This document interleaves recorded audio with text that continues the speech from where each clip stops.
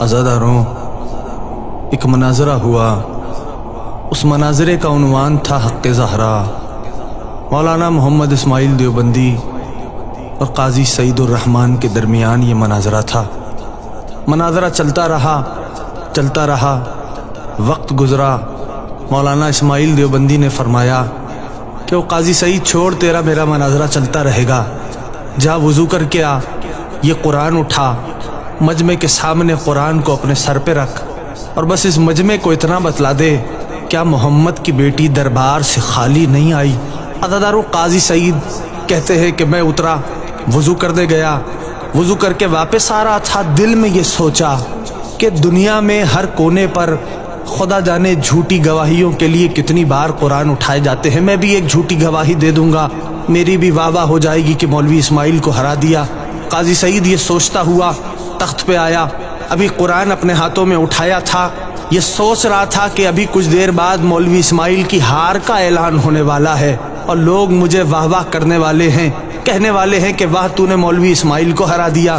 قاضی سعید خود کہتے ہیں کہ میں قرآن ہاتھ میں لیے ہوئے تھا، میری نگاہیں اٹھی اور مولوی اسماعیل کے چہرے کی جانب گئیں۔ جیسا ہی میں نے مولوی اسماعیل کے چہرے پہ دیکھا، میں نے دیکھا کہ آنسو بہ رہے تھے، نگاہیں مولوی اسماعیل کی جھکی ہوئی تھی، روتے جاتے تھے، کہتے جاتے تھے، اچھا محمد کی بیٹی تیری اپنی قسمت ہے، ہائے محمد کی بیٹی تیری اپنی قسمت ہے۔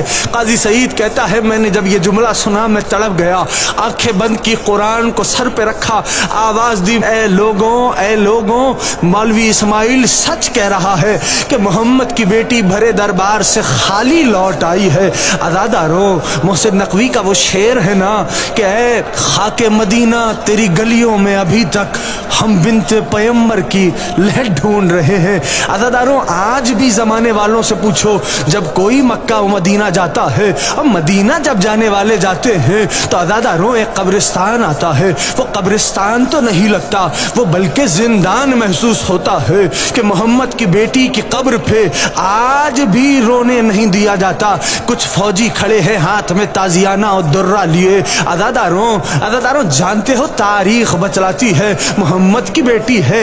ایک مومن دوسرے مومن کو جب وہاں کھڑا ہوتا ہے نا جنت البقیع کے باہر، تو عزاداروں ایک مومن دوسرے مومن کو یہ روتے ہوئے کہہ کے بتلاتا ہے کہ وہ دیکھو، وہ جو کچھ سوکھے ہوئے پتھر پڑے ہیں نا، وہ کسی اور کی نہیں، وہ محمد کی بیٹی کی قبر ہے۔ تاریخ کہتی ہے کہ یہ محمد کی بیٹی ہے۔ عزاداروں، 4 گھنٹے تک محمد کی بیٹی دربار میں کھڑی رہی۔ عزاداروں، جانتے ہو 4 گھنٹے کے بعد ملعون نے پوچھا کس لیے آنا ہوا، تو بنت رسول نے فرمایا میرے بابا میرے نام ایک تو وثیقہ لکھ کے گئے تھے، ایک جاگیر لکھ کے گئے تھے، بس اسی کا مطالبہ کرنے آئی ہوں۔ تاریخ لکھنے والوں نے لکھا کہ جب بنت رسول وہاں سے واپس آئی، عزاداروں لیکن ایک جملہ میں درمیان میں پیش کروں، اس بی بی کی مصیبت کا تذکرہ کہ جس نے بابا کے بعد یہ مرثیہ پڑھا، بابا سبت الایام، اے بابا آپ کے بعد وہ مصائب اٹھائے گئے، اگر دن پہ پڑھتے تو سیاہ رات میں تبدیل ہو جاتے، اگر پہاڑوں پہ پڑھتے تو ریزہ ریزہ ہو جاتے۔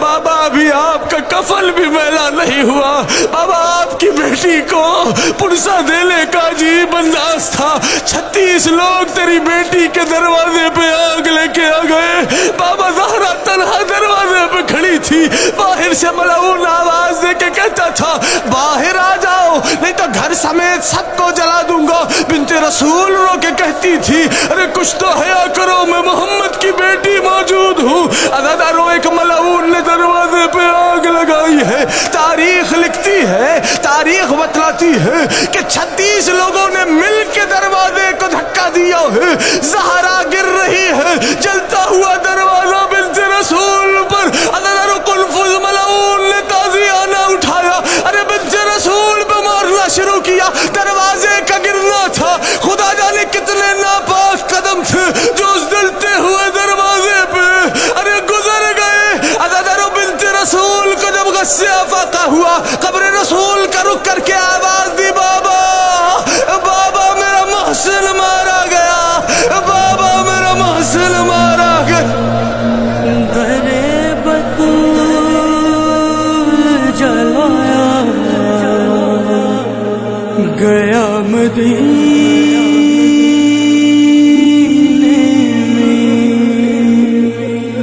در بطول جلایا گیا مدینہ